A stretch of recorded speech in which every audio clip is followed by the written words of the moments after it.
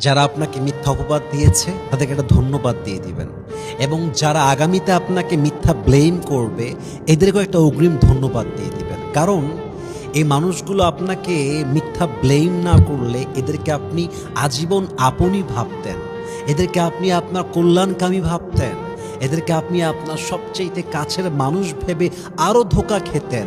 ভাগ্য ভালো আপনাকে ব্লেম করে প্রমাণ করে দিয়েছে যে সে আসলে আপনার আপন হওয়ার যোগ্যতা রাখে না।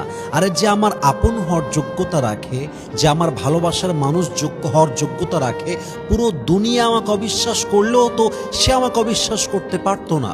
পুরো দুনিয়া আমাকে ব্লেম করলেও সে তো আমাকে ব্লেম করতে পারতো না, বরং সে আমাকে ব্লেম করে আমাকে অপবাদ দিয়ে বুঝাই দিয়েছে অন্যদের মতো সেও আমার আপন মানুষ হওয়ার কোনো যোগ্যতাই রাখে না। ঠিক কিনা বলেন? এজন্য আপনাকে যে মিথ্যা অপবাদ দিবে তার সঙ্গে মারামারিতে যাবেন না, ধন্যবাদ দিয়ে দিবেন।